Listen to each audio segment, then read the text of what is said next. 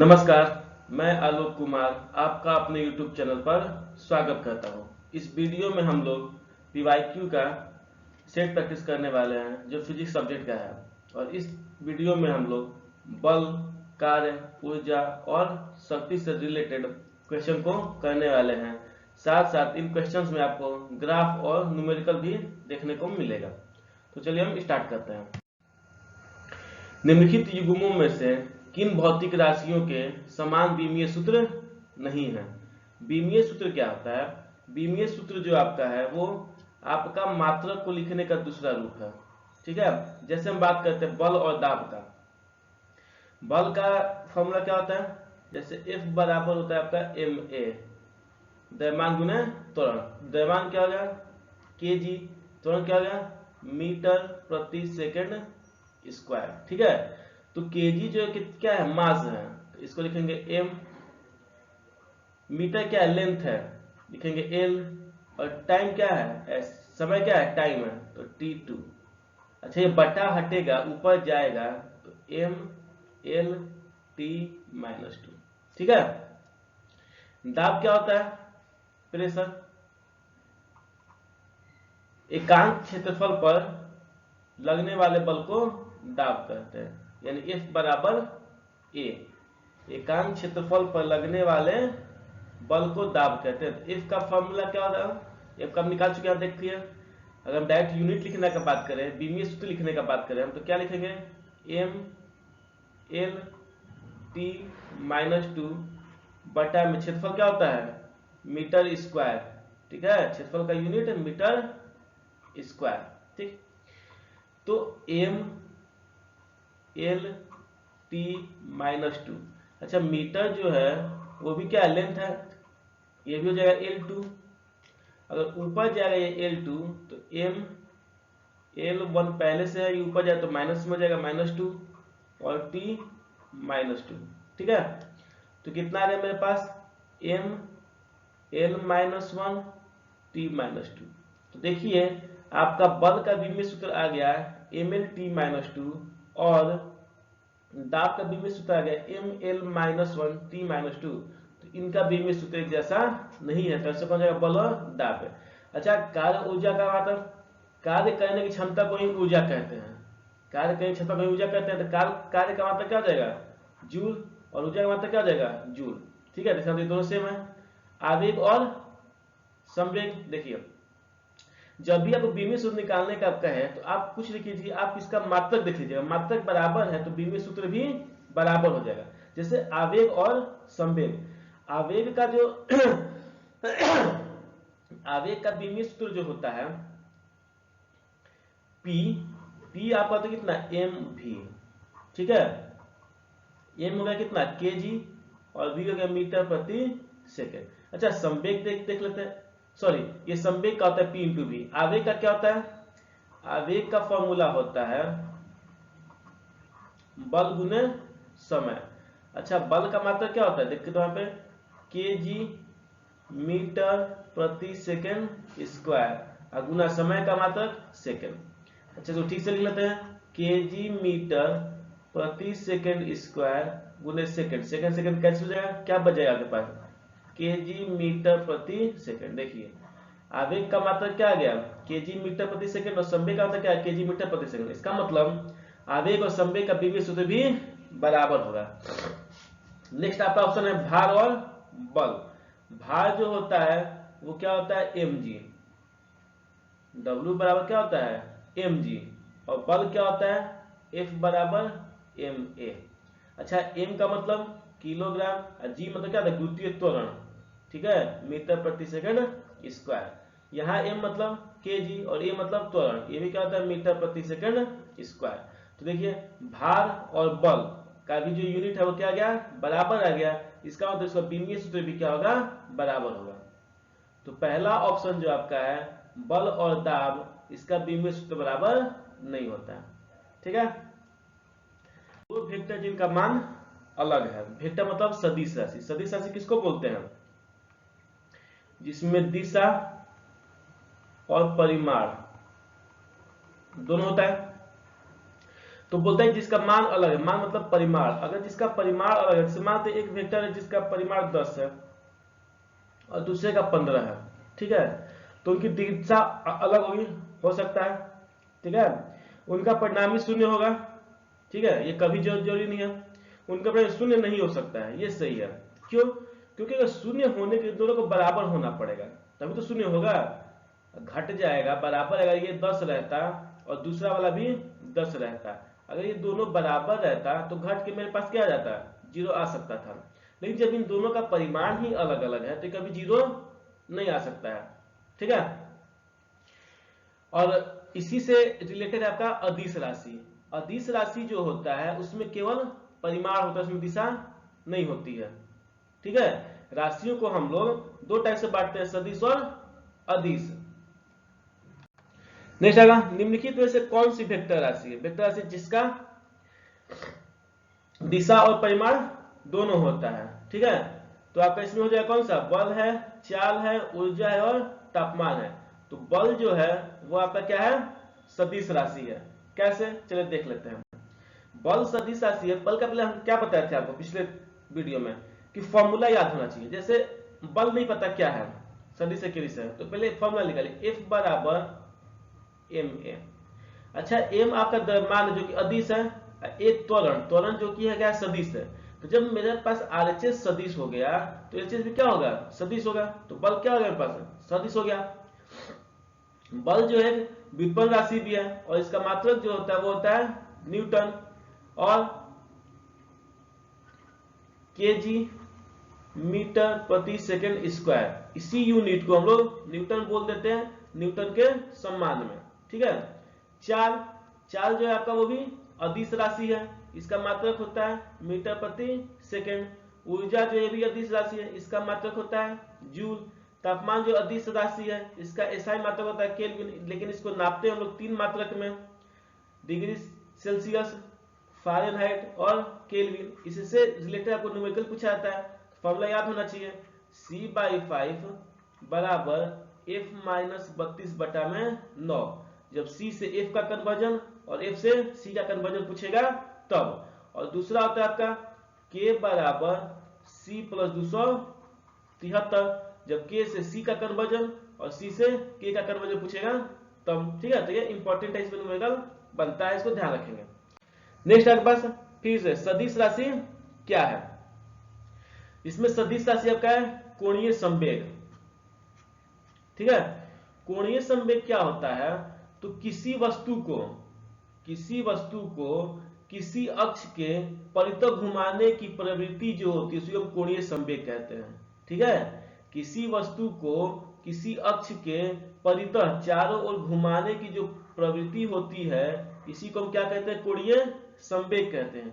कोणीय संवेग का फॉर्मूला जो होता है वो होता है रेखीय संवेग गुना उस वस्तु की अक्ष से दूरी, जिसको r से डिनोट करते हैं, गुने r, यानी mvr जो होता है ये आपका कोणीय संवेग है। कोणीय संवेग आपका सदिश राशि है। इसका मात्रा का बात करें हम तो देखिए, m हो गया kg, वेग हो गया मीटर प्रति सेकेंड, और r जो भी दूरी है तो ये कितना देगा, मीटर।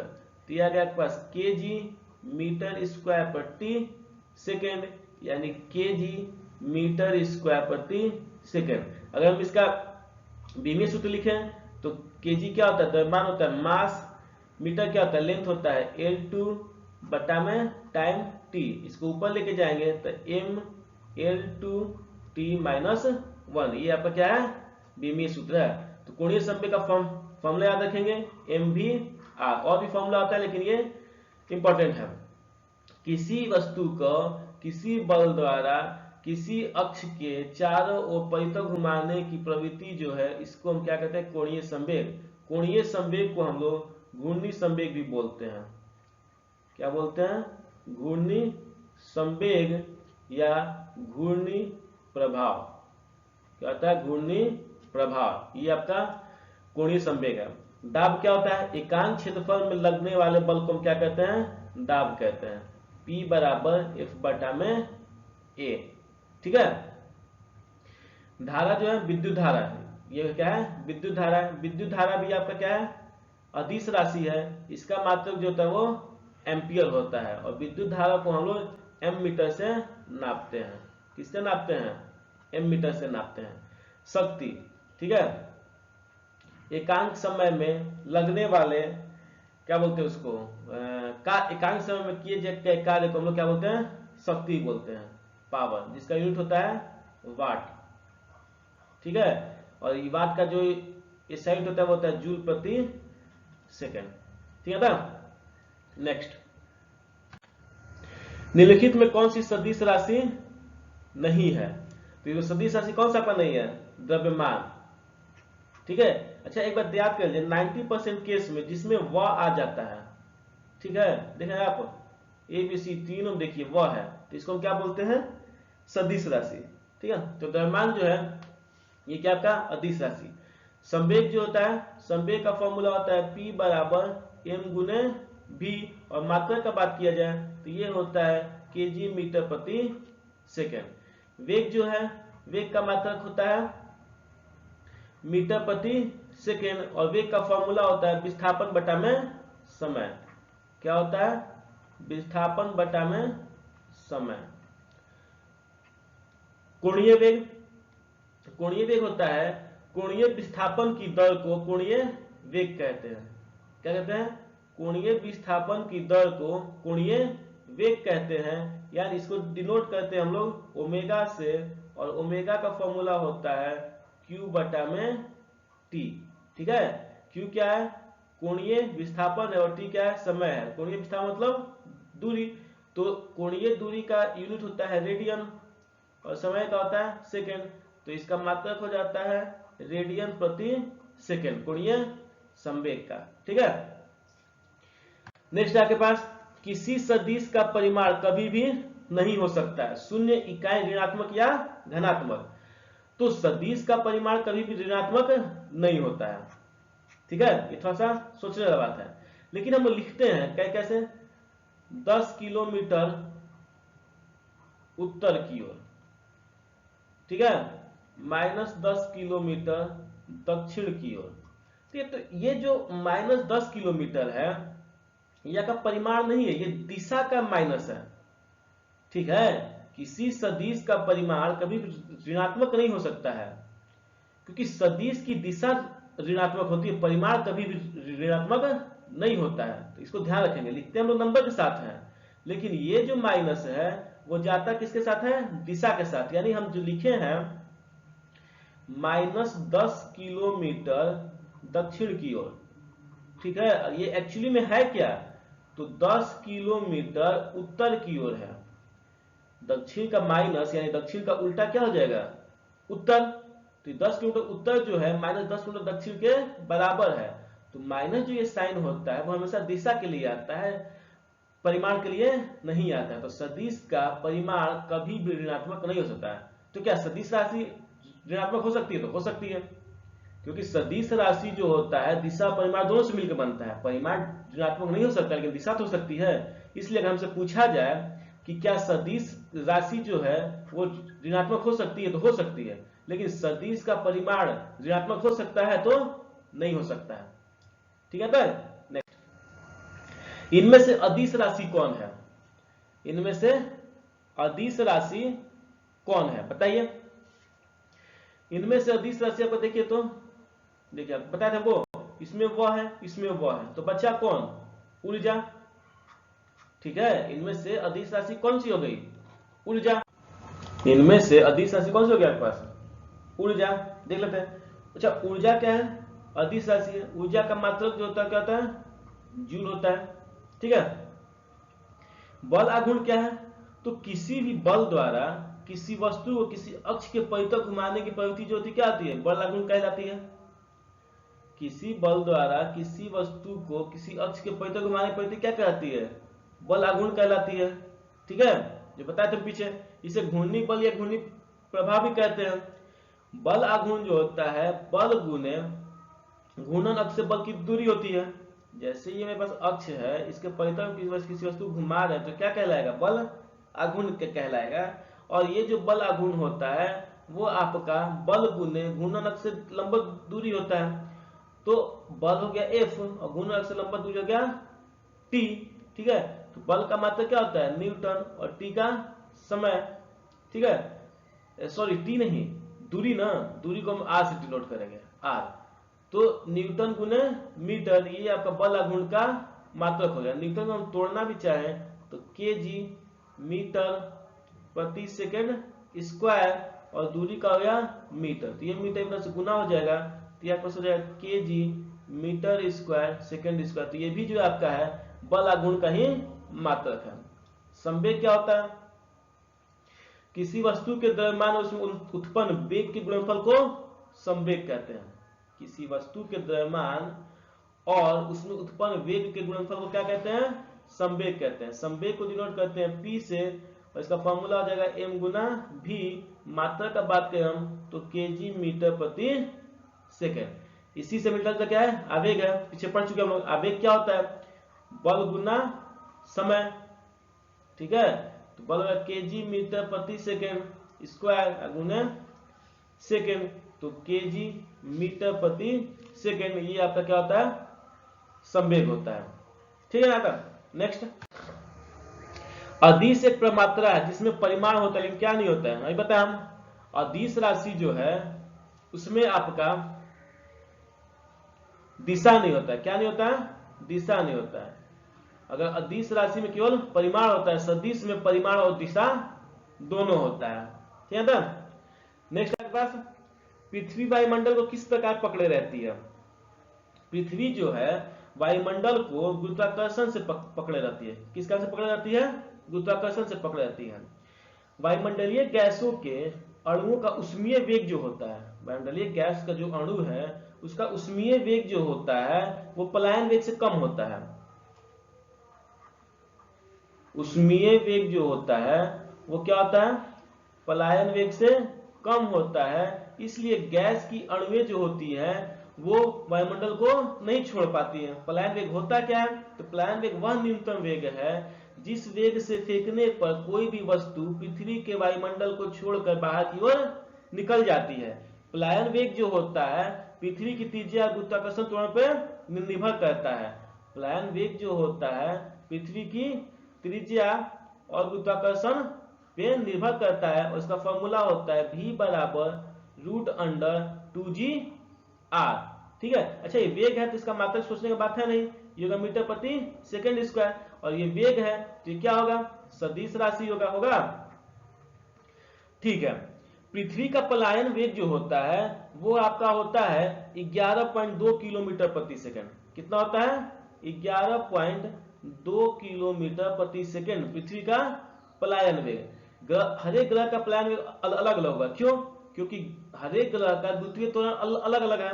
द्वितीय त्वरण यहाँ पे आपका अलग अलग है, तो उसका पलायन वेग भी क्या हो जाएगा, अलग अलग हो जाएगा।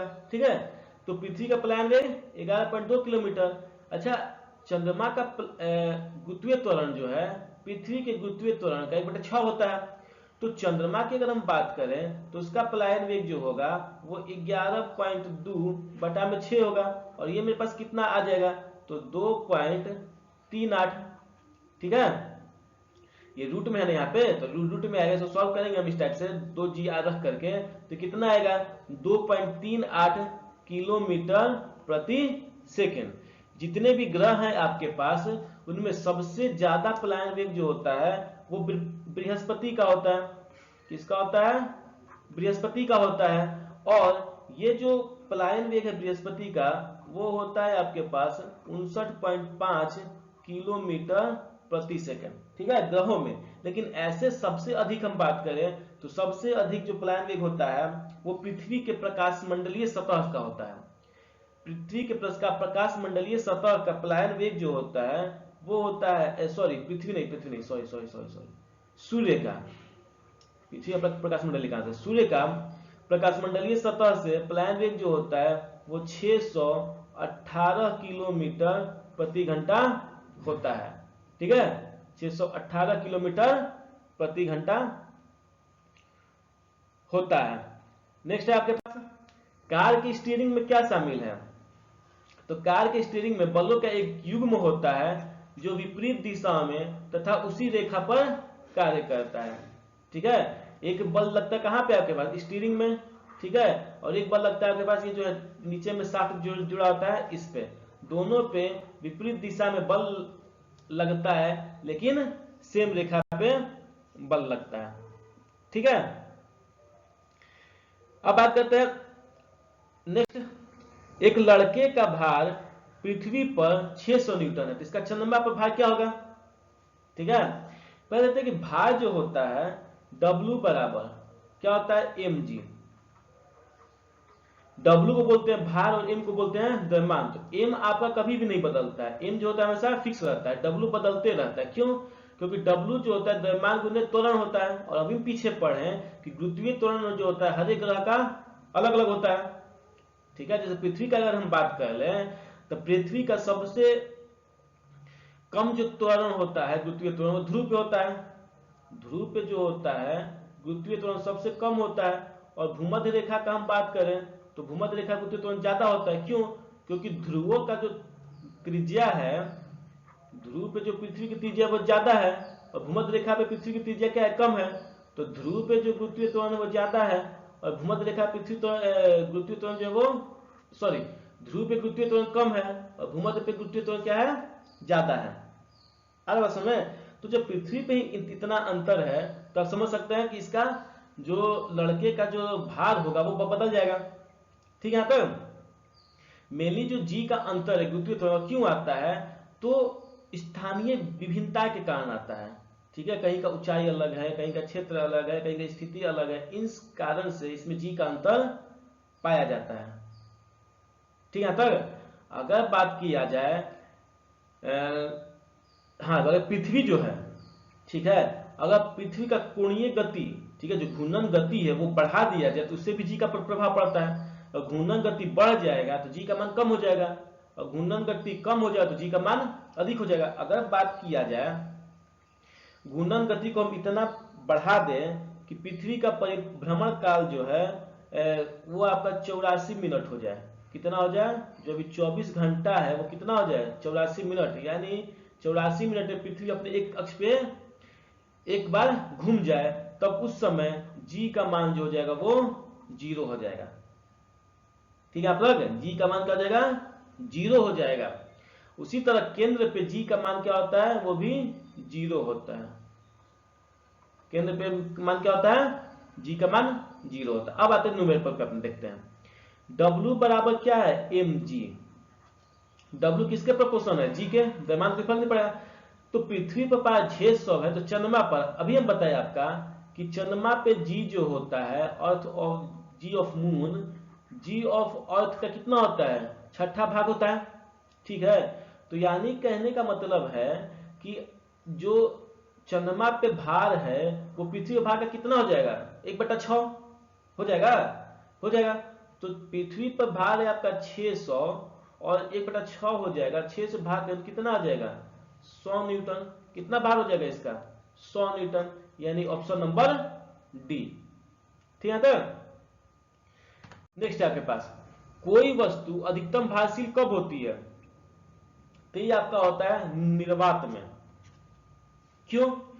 क्योंकि वस्तु का भार जो होता है वो होता है आपके पास mg, द्रव्यमान गुणे त्वरण। और जब हम किसी वस्तु को वायु में, जल में या हाइड्रोजन में किसी भी चीज में हम डालते हैं तो उस वस्तु पर नीचे से, ठीक है, अगर ये मेरे पास पानी है, इसमें किसी वस्तु को हम रखे हैं तो mg तो नीचे की ओर खींच रहा है, लेकिन इस पे पानी के द्वारा एक बल लगाया जा रहा है जिसको हम बोलते हैं उत्क्षेपण बल, ठीक है। क्या बोलते हैं उसको, उत्क्षेपण बल, ठीक है। ये उत्क्षेपण बल जो होता है वस्तु का आभासी भार कम कर देता है, जिसके कारण वस्तु क्या लगती है, हल्की लगती है। लेकिन निर्वात में कोई भी उत्क्षेपण बल काम नहीं करता है, जिस कारण उस वस्तु पे केवल और केवल mg काम करता है, जिसके कारण उस वस्तु का द्रव्यमान जो है, उस वस्तु का भार जो है वो बढ़ जाता है और वस्तु और अधिक भारशील लगती है, ठीक है।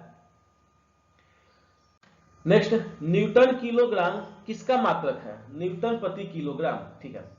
अच्छा, न्यूटन जो कि किसका मात्रक है, बल का, और किलोग्राम किसका मात्रक है, एम का। अगर आपको फॉर्मूला याद हो तो एफ जो होता है बराबर होता है किसके, एम ए का। अगर यहाँ से ए निकालने का कोशिश करें तो ए बराबर हो जाएगा एफ बटा में एम। देखिए तो ये तो आया है न्यूटन और किलोग्राम किसका है, ए बटा में एम का, और ए बटा में एम हम क्या निकाल चुके, त्वरण का। यानी न्यूटन बटा किलोग्राम किसका मात्रक हो जाएगा, त्वरण का। बल का मात्रक होता है न्यूटन, क्षमता का कैपेसिटी, इसका मात्रक होता है मीटर क्यूब, ठीक है, या लीटर या सेंटीमीटर क्यूब, ठीक है। ऊर्जा का मात्रक होता है जूल, ऊर्जा जो है अदिश राशि है, बल जो है सदिश राशि है, ठीक है। बल जो होता है, बल का परिभाषा जो होता है न्यूटन के गति के प्रथम नियम से मिलता है, और बल का सूत्र जो होता है न्यूटन गति के द्वितीय नियम से मिलता है। क्या था नेक्स्ट, यदि पृथ्वी की त्रिज्या 1% घटा दी जाए तो जी पर क्या प्रभाव पड़ेगा। बढ़िया, पृथ्वी का त्रिज्या घटा दिया जाए। अगर पृथ्वी है, ठीक है, और पृथ्वी पे कोई वस्तु रखा हुआ है, इसका द्रव्यमान हम स्मॉल एम मान लेते हैं और पृथ्वी का कैपिटल एम मान लेते हैं, इसकी त्रिज्या आर है, तो इन दोनों बल पे एक फोर्स काम करेगा द्रव्यमान पे, जिसको बोलेंगे एफ। तो न्यूटन के गुरुत्वाकर्षण के नियम से हर एक वस्तु एक दूसरे को आकर्षित करती है, और जिस बल से आकर्षित करती है वो बल होता है एफ बराबर जी एम एम बटा में R square, G M M बटा में आर स्क्वायर। अच्छा, यह वस्तु ऊपर रखी है तो इसमें गुरुत्वाकर्षण भी काम करेगा, गुरुत्वीय त्वरण भी तो काम करेगा। तो न्यूटन के गति के द्वितीय नियम से एफ बराबर क्या हो जाएगा, एम जी। अच्छा, दोनों एफ है तो दोनों बराबर होना चाहिए, है ना बात। तो एम जी जो है वो बराबर हो जाएगा जी एम कैपिटल एम बटा में आर स्क्वायर। कैपिटल एम बटा में, इस एम से ये एम कैंसिल हो जाएगा, तो बचेगा मेरे पास जी कैपिटल एम बटा में आर स्क्वायर। तो देख सकते हैं बोला है पृथ्वी त्रिज्या 1% घटा दी जाए, तो आर जो पास कहाँ है, न्यूमरेटर सॉरी डिनोमिनेटर में, यानी हर में है। आर कहाँ है, हर में है। अगर हर का मान घटाएंगे तो किसी चीज का मान क्या हो जाएगा, बढ़ जाएगा। अरे बात समझो ना, बताओ जी, बेसिक मैथ है ये। अगर किसी भिन्न का हर कम होता है तो भिन्न क्या होता है, बढ़ जाता है। तो यानी कि त्रिज्या कम करने पर जी क्या हो जाएगा, बढ़ेगा। क्या हो जाएगा, बढ़ेगा, ठीक है। नेक्स्ट, पृथ्वी की सतह पर किसी वस्तु का भार 29.4 न्यूटन, उसका द्रव्यमान क्या होगा, ठीक है। द्रव्यमान जो है W बराबर क्या होता है, mg, ठीक है। द्रव्यमान कितना है मेरे पास 29.4, m निकालना है हमको द्रव्यमान, और g कितना होता है 9.8, तो m बराबर 29.4 बटा में 9.8, 9.8 से भाग देंगे तो कट जाएगा कितना, 3 बार में, यानी 3 किलो। देखना है कितना अंतर है, भाग कितना था उसका 29.4, लेकिन उसका द्रव्यमान कितना आ गया 3, ठीक। नेक्स्ट, एक बल 0.5 किलोग्राम के पिंड में 10 मीटर पर सेकेंड का त्वरण उत्पन्न करता है, तो बल का मान क्या होगा। यहां थोड़ा सा सुधार लेंगे, 10 मीटर प्रति सेकंड स्क्वायर का त्वरण उत्पन्न करता है, तो बल का मान क्या होगा। अच्छा, m मेरे पास कितना दिया हुआ है, m दिया हुआ है 0.5 kg, त्वरण कितना दिया हुआ है 10 मीटर प्रति सेकंड स्क्वायर। तो बल का बात करें तो बल क्या होता है m आ गया मेरे पास 0.5 गुने 10, पॉइंट हटेगा नीचे में 10, 10 से 10 कैंसिल, कितना आ गया 5 न्यूटन, यानी ऑप्शन नंबर ए। एक गेंद h ऊंचाई h पर विराम की स्थिति से फर्श पर गिरती है, तो ऊंचाई h/4 तक वापस उछलती है। गेंद और फर्श के बीच प्रत्यावस्थान गुणांक क्या होगा। अच्छा देखिए, बोलता है कि कोई गेंद है जो h मीटर की ऊंचाई से गिरती है और पड़कने के बाद फिर से वापस वो h/4 तक ऊपर की उठती है, ठीक है। तो जब यहां से इसको छोड़ा गया होगा तो यहाँ पे u कितना होगा, प्रारंभिक वेग 0, और जब यहाँ पहुंचा होगा h/4 तक अंतिम में कितना हो जाएगा 0। ये दोनों अलग अलग केस है, हम समझा रहे इसको। गेंद और फर्श के बीच प्रत्यावस्थान गुणांक। प्रत्यावस्थान गुणांक क्या होता है? तो प्रत्यावस्थान गुणांक होता है कि टक्कर के पश्चात का वेग बट्टा में टक्कर के पूर्व का वेग। ठीक है, ऊपर में क्या रहेगा? टक्कर के पश्चात का वेग बटा में टक्कर के पूर्व का वेग। ठीक है, तो अब देखिए दोनों केस को अलग अलग देखिए। क्यों? क्योंकि टक्कर के पूर्व वेग पहला केस में यहां मान लो होगा टक्कर के पूर्व का वेग, और टक्कर का पश्चात वेग यहां पे हो जाएगा जब h बटे 4 ऊंचाई जा रहा है। तो दोनों को अलग अलग सॉल्व कर लेते हैं, क्योंकि दोनों में हम लोग मात्रक के जो नोटेशन एक ही यूज करेंगे। ये पहला केस है जब h मीटर ऊंचाई से गिराया गया, तो u बराबर 0। अच्छा, यहाँ टक्कर हो रहा है नीचे बी पॉइंट पे, तो इसके पहले कुछ यहाँ पे मान तो इसका वेग v होगा। ठीक है ना? तो न्यूटन के गति के तृतीय नियम से हम निकाल सकते हैं कि v स्क्वायर बराबर u स्क्वायर प्लस 2gh होगा। v कितना है निकालना है, तो v स्क्वायर u कितना है, 0 का स्क्वायर 0 हो जाएगा, प्लस 2g, और ऊंचाई कितना h है, तो h कोई बदलना ही नहीं है। तो v स्क्वायर बराबर मेरे पास आ जाएगा 2gh, और v बराबर आ जाएगा रूट अंडर 2gh। ठीक है, यानी टक्कर से पूर्व का वेग कितना आ गया, रूट अंडर 2gh। अच्छा, टक्कर होने के बाद जो है वो वस्तु h बटे 4 ऊंचाई तक गई है। कितने ऊंचाई तक गई है? h बटे 4 ऊंचाई तक गई है। अच्छा, 4 ऊंचाई तक जाने का मतलब क्या है कि यहां जाके उसका वेग कितना हो गया होगा, 0। इस केस में भी कितना है, 0। अच्छा, टक्कर के पश्चात यानी यहाँ पे हमको वेग निकालना है, यहाँ वाले वेग को मानते हैं u। टक्कर हुआ बी पॉइंट पे, तो फिर तो उछलेगी, तो बी पॉइंट से थोड़ा सा पहले इस केस में यहां निकाल लिए। ठीक है, तो वो हो गया क्या, टक्कर से पूर्व का वेग। और इस केस में हम निकाल लिए यहां पे तो टक्कर के पश्चात का वेग। तो इसमें भी वही फॉर्मूला लगाएंगे, न्यूटन की गति का द्वितीय नियम, सॉरी तृतीय नियम, v स्क्वायर बराबर u स्क्वायर प्लस 2gh। तृतीय नियम नहीं है, तृतीय समीकरण है। b कितना है मेरे पास, 0 का स्क्वायर 0, u निकालना है u स्क्वायर प्लस 2g जो यहाँ पे माइनस g, और h जो हो जाएगा वो जाएगा h बटा में 4। g माइनस होगा, क्यों? क्योंकि g जो है नीचे की ओर लगता है, लेकिन वस्तु जो है ऊपर की ओर जा रही है। पड़कने के बाद वस्तु कहाँ जा रही है, ऊपर की ओर जा रही है, और दूसरी तरफ कहाँ लगा है, नीचे की ओर। ठीक है, दोनों की दिशा अलग अलग है, इसलिए g का मान क्या हो जाएगा, निगेटिव हो जाएगा। 2 से कट जाएगा 4 2 बार में, तो 0 बराबर आ गया मेरे पास u square minus GH by 2। अच्छा, GH बाई 2 को उधर भेज दे हम, तो u स्क्वायर का मान आ जाएगा GH बटा में 2, और यहां से हम u का मान निकाल लें तो ये आ जाएगा आपके पास रूट अंडर GH बटा में 2।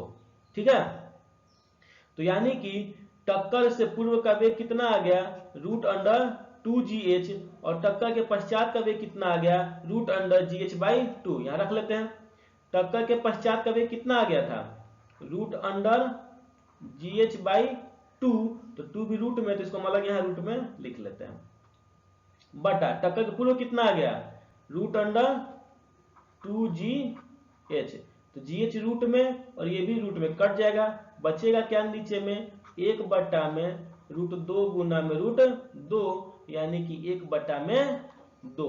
कितना बचेगा, तो ये बचेगा आपका 1 बटा में 2, ऑप्शन नंबर सी।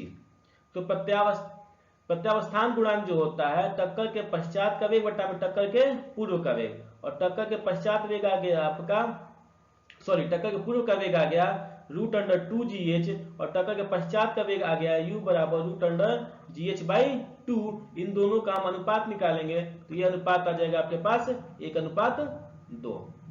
ठीक है, नेक्स्ट, एक एलिवेटर जिसका वजन 600 किलोग्राम है 4.9 मीटर प्रति सेकंड के त्वरण से केबल द्वारा ऊपर की ओर खींचा जाता है, तो केबल का तनाव कितना होगा। ठीक है, अब देखिए ये आपका एक लिफ्ट है, ठीक है, इसमें केबल लगा हुआ है, इस केबल के द्वारा इस लिफ्ट को खींचा जा रहा है 4.9 मीटर प्रति सेकंड के त्वरण से। ठीक है, अच्छा केबल को ऊपर खींचा जाए तो हम बता रहे हैं किसी भी वस्तु पर नीचे की ओर भार क्या लगता है, mg। किसी चीज को ऊपर खींच रहे हैं और वो ऊपर की ओर जा रहा है, इसका मतलब कि सबसे पहले उसके पास mg के बराबर बल लगा होगा, तभी तो वस्तु नीचे नहीं आ रही है। वरना किसी वस्तु को आप छोड़ दीजिए तो वो mg के वेग से क्या आ जाएगा, नीचे आ जाएगा ना। लेकिन उसको पकड़ के रखे हैं तो इसका मतलब ये जब लिफ्ट नीचे नहीं आ रही होगी तो इस डोरी द्वारा कितना ऊपर की ओर बल लगाया जा रहा होगा, mg। तभी तो इसको स्टेबल रोक के रखे हुए हैं, वरना नीचे गिर जाती। लेकिन ये रुका ही नहीं है, ये ऊपर की ओर जा रहा है, इसका मतलब इस पे और एक्स्ट्रा कितना बल लग रहा होगा, ma। आगे बात समझ में। किसी वस्तु को हम रोक के रखे हुए हैं, इसका मतलब कि उसमें mg के बराबर ऊपर की ओर बल काम करता तभी रुका हुआ है। नहीं तो पतला धागा बांध के देखिए, लिफ्ट तो नीचे गिर जाएगी। क्यों? क्योंकि उसका जो भार है वो ज्यादा है, उसके तनाव से उतने भार को वो नहीं खींच पा रही है रस्सी। तो जब उस लिफ्ट को रोके हुए नीचे नहीं जा पा रहा है, इसका मतलब कि इस रस्सी में जो तनाव लगा होगा वो तनाव mg लगा होगा, और ये ऊपर की खींच भी रही है, इसका मतलब इसमें जो त्वरण बल लगा होगा एक्स्ट्रा और वो ma लगा होगा। ठीक है, तो यानी कहने का मतलब इसमें तनाव कितना लगा होगा, m बाहर निकाले तो g प्लस a। m का मान है आपके पास 600 और g का मान होता है आपके पास कितना, 9.8। कितना होता है, 9.8, और त्वरण कितना है, 4.9। 600 गुना 9 4 13 और 9 8 17, यानी कि 14.7 गुना करेंगे तो 42 के 2 हासिल 4, 6 के 24 और 4, 28 के 8 हासिल 2, 6 कम 6 व 2 8। एक सेकंड गलत हो क्या, 42 के 2 हासिल 4, 6 के 24 और 4, 28 के 8 हासिल 2, 6 के 6 व 2 8। ठीक है, और एक पॉइंट बचेगा, यानी 8820 न्यूटन का बल लगेगा। एग्जैक्ट कितना लगेगा, 8820 न्यूटन का, यानी लगभग 9000 न्यूटन का जो बल है वो आपका लगेगा। ठीक है, आज सुने क्या दिक्कत है इसमें, अगर कोई केबल द्वारा ऊपर खींचा जा रहा है तो उसमें जो तनाव लगेगा वो लिफ्ट के भार और उसमें उत्पन्न त्वरण के योग के बराबर लगेगा। ठीक है ना। नेक्स्ट आपके पास, एक अंतरिक्ष यात्री पृथ्वी की तुलना में चंद्र पर अधिक ऊंची छलांग लगा सकता है। क्यों? क्योंकि पृथ्वी चंद्रमा का गुरुत्वीय त्वरण जो होता है पृथ्वी पर गुरुत्वीय त्वरण से कम होता है, इसलिए उस पर लगने वाला गुरुत्वीय त्वरण जो होता है mg भार, गुरुत्वीय भार जो होता है वो कम हो जाएगा, जिसके चलते वो वस्तु जो है अधिक ऊंचाई तक उछल सकती है। तो इसका आंसर हो जाएगा, चंद्र तल पर गुरुत्वाकर्षण बल पृथ्वी तल की तुलना में अत्यल्प है, यानी कि कम है। ठीक है, नेक्स्ट आपके पास, चंद्रमा की सतह पर, चंद्रमा की सतह पर क्या होता है, तो द्रव्यमान और भार कम हो जाता है, नहीं, द्रव्यमान स्थिर रहेगा केवल भार कम हो जाएगा। हाँ, किसी भी ग्रह पे द्रव्यमान हमेशा स्थित रहता है जिसको हम m बोलते हैं, और भार जो होता है वो कम ज्यादा होता है जिसको w बोलते हैं। w का फॉर्मूला क्या होता है, mg। तो जिसका g कम होगा उस पे भार कम हो जाएगा, और चंद्रमा का भार जो होता है पृथ्वी की भार के 4/6 होता है। ठीक है ना। नेक्स्ट, 2 किलोग्राम तथा 4 किलोग्राम के दो पिंड ए और बी 100 मीटर की ऊंचाई से ये पिंड एक साथ गिराए जाते हैं, तो क्या होगा, जब एक साथ गिराया जाएगा तो ए और बी दोनों एक साथ पृथ्वी पर पहुंचेगा। ठीक है, क्यों? क्योंकि निर्वात में गिराए गए पिंड का वेग जो होता है वो द्रव्यमान पर निर्भर नहीं करता है, वो किस वेग से गिरता है, जी गुरुत्वीय त्वरण के वेग से गिरता है। ठीक है, तो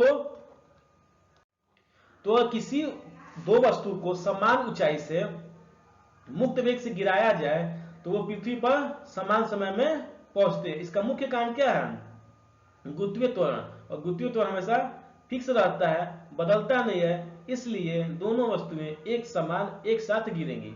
लेकिन प्रैक्टिकली ऐसा संभव नहीं हो पाता है। क्यों? क्योंकि जब समान ऊंचाई से गिराएंगे तो उस भार पे जो ए और बी भार है उसमें बहुत सारा बल काम करेगा। ठीक है, ये आपका लागू होता है केवल निर्वात में। ठीक है, लेकिन पृथ्वी के केस में हम स्टैंडर्ड मान लेते हैं। क्यों? क्योंकि डिपेंड करेगा ये आपके पृष्ठीय क्षेत्रफल पे, वायु के दाब पे, ठीक है, वायु के वेग पे, वायु के घर्षण पे, ठीक है, इन सब पे आपका ये जो है वो डिपेंड करेगा। लेकिन निर्वात का बात किया जाए तो वो एक साथ पहुंचेगा। इसी चीज को हम लोग पृथ्वी पे भी मान लेते हैं कि वो एक साथ ही पहुंचेगा। ठीक है, नेक्स्ट, किसी वस्तु का भार पृथ्वी की सतह पर W न्यूटन है, उसका भार पृथ्वी की त्रिज्या की आधी ऊंचाई पर क्या होगा? ठीक है, अगर कोई वस्तु है, ठीक है, ये पृथ्वी है, थोड़ा सा ये पृथ्वी है, ठीक है, कोई वस्तु इस पे रखा हुआ है, ठीक है, जिसका द्रव्यमान m है, पृथ्वी का द्रव्यमान कैपिटल M है, और पृथ्वी की त्रिज्या जो है वो कैपिटल R है। तो इस वस्तु पे जो बल लगेगा, बल जो लगेगा वो कितना लगेगा? G m बटा में R²। लेकिन इस केस में बोला जा रहा है कि जो पृथ्वी से जो वस्तु है वो कुछ ऊंचाई पे, कितनी ऊंचाई पे है? आधी ऊंचाई पे, यानी ये तो R है ही, ये आधी ऊंचाई यानी कि R/2 ये है। अब टोटल ऊंचाई इन दोनों वस्तु के बीच में कितना हो गया? R प्लस R/2 यानी 2R प्लस R/2 यानी कि 3R/2। तो इस केस में इस पे बल कितना लगेगा? इस पे बल लगेगा Gmm बटा में R²। ठीक है, लेकिन R जो है आपके पास Gmm बटा में R कितना है आपके पास? R है आपके पास 3R/2। तो ये हो गया आपके पास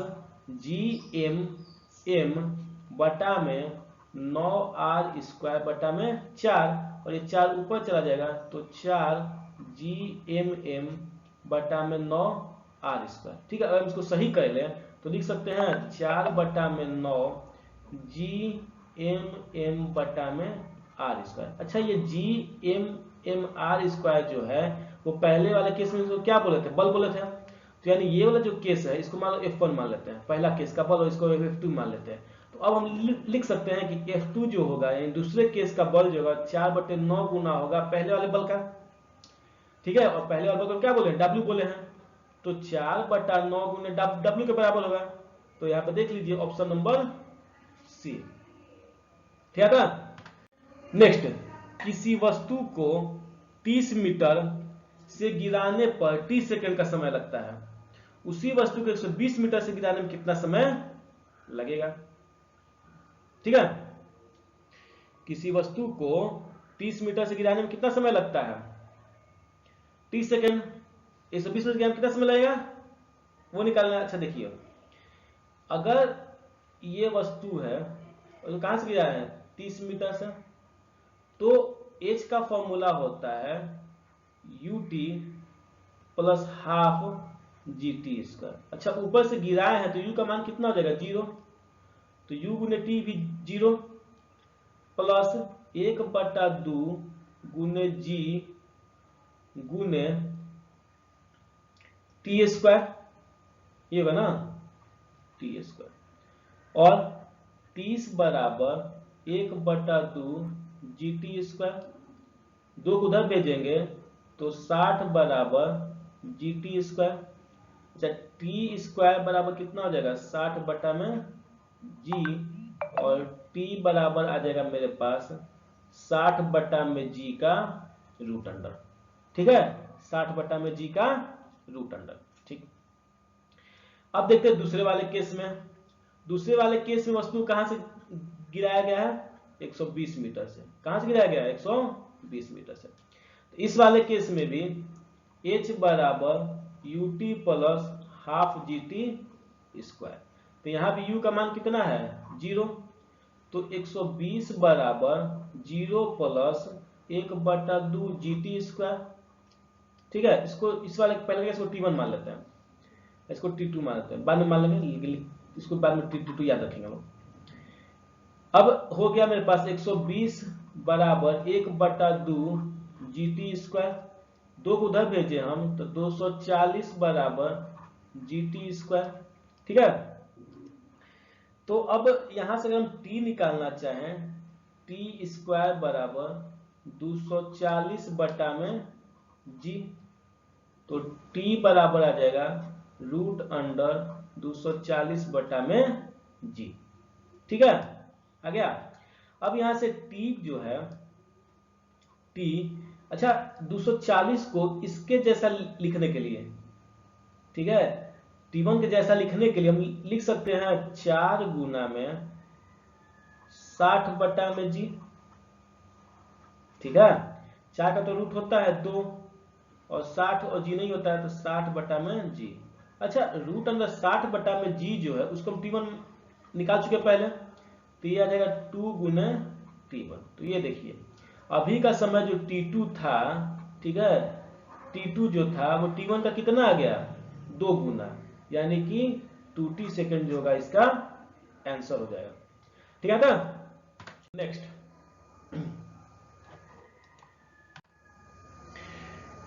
क्या होगा आपके पास, किसी गेंद को 5 मीटर प्रति सेकेंड के त्वरण से, किसी गेंद को 5 मीटर प्रति सेकेंड के वेग से 19.6 मीटर की ऊंची एक इमारत की छत से अनुप्रस्थ प्रक्षेपित किया जाता है, वह गैर धरातल तक पहुंचने में कितना समय लगेगा। गैर धरातल मतलब पृथ्वी से जस्ट ऊपर। अच्छा देखिए, कोई वस्तु है जिसको हम फेंकें कैसे, 5 मीटर प्रति सेकेंड, और वो कितनी ऊंचाई पर है, तो ये आपका 19.6 मीटर की ऊंचाई पर। फेंके कैसे, अनुप्रस्थ, यानी कि ऐसे। ठीक है, तो यहां जब वो पहुंच रहा है तो इसके पहले इसका कितना समय लेगा। ठीक है, तो इस केस में आप वस्तु को डायरेक्ट यहां से नीचे गिराइए या इस पाथ पर फेंकिए, दोनों को पृथ्वी पहुंचने में समान समय लगेगा। अंतर क्या है कि जब हम अनुप्रस्थ प्रक्षेपित करते हैं तो वो वस्तु कुछ दूर जाकर गिरती है। ठीक है, बस दूरी तय करने के लिए हम उसको क्या बोलते हैं, अनुप्रस्थ फेंकते हैं, लेकिन अगर वो समय का बात किया तो समय सेम हो जाएगा। अच्छा, जब ये इधर फेंके हैं हम इस केस में तो 5 मीटर पर सेकंड की स्पीड से, क्या नीचे फेंके हम, नहीं फेंके, तो नीचे का वेग कितना हो जाएगा, 0 मीटर प्रति सेकंड। ठीक है, अब हम पीछे फॉर्मूला पढ़ चुके हैं कि H बराबर क्या होता है, ut plus half GT²। H कितना है मेरे पास 19.6, U कितना है 0 गुना T प्लस 1/2 और G का मान कितना है, G का मान आपके पास है 9.8 गुने T²।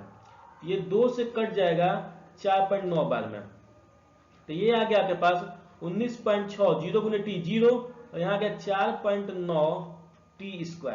ठीक है, तो यहाँ से निकालेंगे अगर हम T², तो T² आपका आ जाएगा 19.6 बटा में 4.9, 4 चौके 16, 9 चौके 36, यानी कि 4।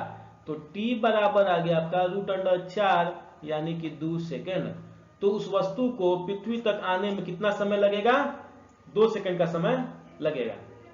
ठीक है, नेक्स्ट, अश्व यदि एकाएक चलना प्रारंभ कर दे तो अश्वरोही के गिरने की आशंका का कारण क्या होता है। इसकी आशंका का कारण होता है विश्राम का जड़त्व। ठीक है, जब अश्वरोही रुका हुआ था, ठीक है, जब घोड़ा और उसका चालक जो था, अश्वरोही बोलते हैं उसके चालक को, अश्वरोही जब रुका हुआ था, दोनों किसमें थे, विराम की अवस्था में थे। ठीक है, लेकिन जब घोड़ा चलना स्टार्ट करता है तो घोड़े के संपर्क में रहा हुआ उसका आधा शरीर वो भी क्या आता है, गति के जड़त्व में आ जाता है, लेकिन अश्वारोही के ऊपर का शरीर जो होता है वो विराम की जड़त्व में रहना चाहता है, इसलिए अश्व के एकाएक चलने पर अश्वारोही को गिरने की आशंका रहती है। ठीक है, जैसे ही घोड़ा चलने का कोशिश करेगा तो अश्वारोही के नीचे का शरीर यानी पैर तक का भाग, कमर से पैर तक का भाग, वो आपका गति के जड़त्व में आ जाएगा, वो भी घोड़े के साथ साथ चलना स्टार्ट कर देगा, लेकिन कमर से ऊपर का जो धड़ है वो आपका विराम के जड़त्व में ही रहना चाहेगा, इस कारण वह स्वारोही जो होता है गिर जाता है। अच्छा, विराम जो तुम क्यों रहना चाहता है? क्योंकि न्यूटन के गति का पहला नियम कहता है कि कोई भी वस्तु अपनी स्थिति में तब तक बनी रहती है जब तक इस पर कोई बाहरी बल न लगाया जाए। ठीक है, तो जड़त्व जो होता है, जड़त्व दो प्रकार का होता है। कौन कौन सा? एक होता है गति का जड़त्व और एक होता है विराम का जड़त्व। ठीक है, गति के जड़त्व का नियम जो होता है वो दिया था गैलीलियो ने। ठीक है, और यही गति का जड़त्व जो नियम है उसी को फिर न्यूटन ने दिया और इसको अपने नाम से दिया। इसको बोलते हैं न्यूटन के गति का पहला नियम। तो पूछा जाए आपसे कि गति का पहला नियम कौन दिया था, तो न्यूटन दिया था, लेकिन वो जड़त्व का नियम कौन दिया था, तो गैलीलियो दिया था। न्यूटन ने 3 नियम दिए थे। न्यूटन गति का पहला नियम, न्यूटन गति का दूसरा नियम, न्यूटन गति का तीसरा नियम। न्यूटन गति का पहला नियम से हमको बल की परिभाषा मिलती है। ठीक है, न्यूटन गति पहला नियम कहता है कि कोई वस्तु तब तक अपनी स्थिति में बनी रहती है जब तक इसमें कोई बाहरी बल न लगाया जाए, और इस नियम से हमें बल की परिभाषा मिलती है। ठीक है, दूसरा नियम बोलता है किसी वस्तु पर लगा बल उसमें उत्पन्न संवेग परिवर्तन के दर के बराबर होता है, और इससे हमें बल की सूत्र मिलता है। क्या मिलता है? बल का सूत्र मिलता है। और गति का तृतीय नियम कहता है कि प्रत्येक क्रिया के बराबर और विपरीत प्रतिक्रिया होती है। ठीक है, तो ये आपके न्यूटन के 3 नियम थे। यदि किसी गेंद को ऊर्ध्वाधर रूप से ऊपर फेंका जाए तो गुरुत्वीय त्वरण क्या होगा? ठीक है, गुरुत्वीय त्वरण जो आपका होगा वो होगा, हाँ, अगर किसी वस्तु को हम ऊपर की ओर फेंक रहे हैं तो गुरुत्वीय त्वरण कहाँ लगेगा? नीचे की ओर लगेगा ना। तो गेंद की गति की विपरीत दिशा में होगा। गेंद का गति कहाँ है? ऊपर की ओर, और त्वरण कहाँ लग रहा है? नीचे की ओर। तो गेंद की गति की विपरीत दिशा में उसका त्वरण हो जाएगा। कोई साइकिल सवार किसी मोड़ पे घूमता है तो वह क्या करता है? तो वो आपका भीतर क्यों झुकता है? क्यों झुकता है? क्योंकि जैसे ही वो साइकिल सवार किसी मोड़ पे मुड़ता है तो उस पर एक अभिकेंद्रीय बल लगता है, और उस अभिकेंद्रीय बल को मेंटेन करने के लिए, ठीक है, वो साइकिल सवार अपनी चाल को कम करता है और भीतर की ओर झुक जाता है। ठीक है, अभिकेंद्रीय बल का जो दिशा होता है हमेशा केंद्र की ओर होता है। जैसे इस पाथ पर कोई चालक चल रहा है तो जैसे ही वो मुड़ेगा तो इस मुड़ने के क्रम में इस पे क्या लगेगा? अभिकेंद्रीय बल लगेगा। इस बल को मेंटेन करने के लिए, नहीं तो वो गिर जाएगा, इस बल को मेंटेन करने के लिए साइकिल चालक जो है अपने साइकिल को थोड़ा सा झुका लेता है और स्पीड को कम कर लेता है। यह अभिकेंद्रीय बल जो होता है वो बराबर होता है mv² बटा में r के। ठीक है, जितना ज्यादा वेग रहेगा उतना ही ज्यादा अभिकेंद्रीय बल लगेगा। ठीक है, लेकिन एक बात और है कि जितना ज्यादा त्रिज्या रहेगा उस पर अभिकेंद्रीय बल कम रहेगा। यानी कि जितना बड़ा सर्कुलर पाथ रहेगा वो आदमी उतना कम झुकेगा, लेकिन जितना छोटा अगर आपके पास सर्कुलर पाथ रहेगा, ठीक है, उतना ज्यादा आपको झुकना पड़ेगा। क्योंकि जैसे ही आर कम होगा, अभी मैंने बताया कि हर कम हो जाएगा तो उसका जो भिन्न है वो बढ़ जाएगा। तो देखिएगा जहां पे ज्यादा मुड़ान होता है वहां पे आपको ज्यादा कम करना पड़ता है स्पीड, या फिर ज्यादा झुकना पड़ेगा। ठीक है ना? तो इसका फॉर्मूला क्या होता है? mv² बटा में r, जहां पे m द्रव्यमान है, ठीक है, किसका? साइकिल चालक का, v जो वेग है, और r जो है उस सर्कुलर पाथ की त्रिज्या है। नेक्स्ट, एक साइकिल चालक जब मोड़ लेता है तब अंदर की तरफ लटकता है, जबकि कार का चालक उसी मोड़ पर बाहर को ढकेलता हुआ महसूस करता है। कारण क्या है? साइकिल सवार और कार का चालक दोनों ही केंद्रीय बल महसूस करते हैं। ठीक है, साइकिल सवार और कार चालक दोनों ही केंद्रीय बल महसूस करते हैं। साइकिल सवार जब सर्कुलर पाथ पर चलता है, साइकिल सवार जब सर्कुलर पाथ पर चलता है तो उस पे एक अभिकेंद्रीय बल लगता है।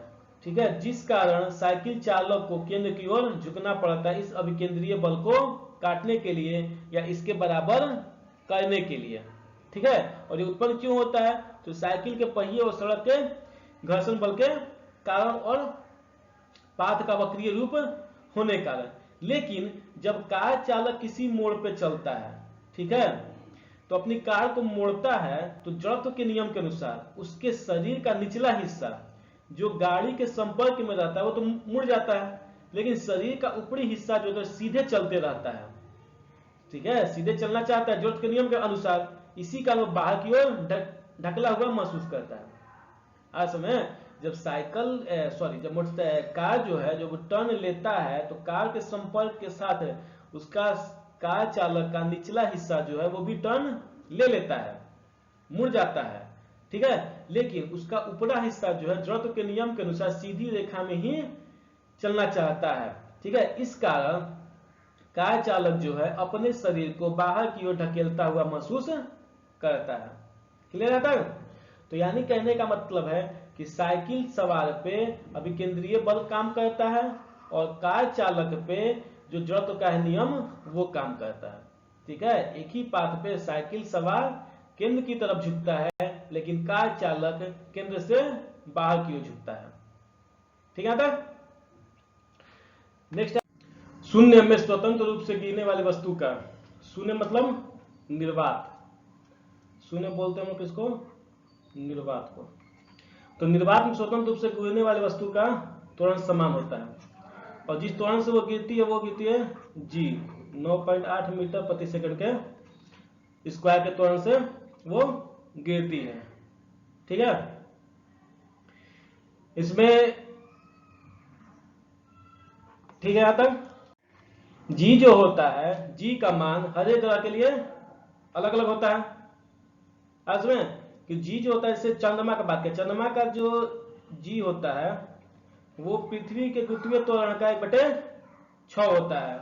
और पृथ्वी का ही बात करें दूसरे ग्रह पे क्यों, पृथ्वी पे अगर हम बात करें तो हर एक जगह पे जी का मान जो होता है बदलते रहता है। जैसे ध्रुव पे जी का मान जो होता है सबसे ज्यादा होता है, लेकिन भूमध्य रेखा की बात करें तो भूमध्य रेखा पर जी का मान सबसे कम होता है।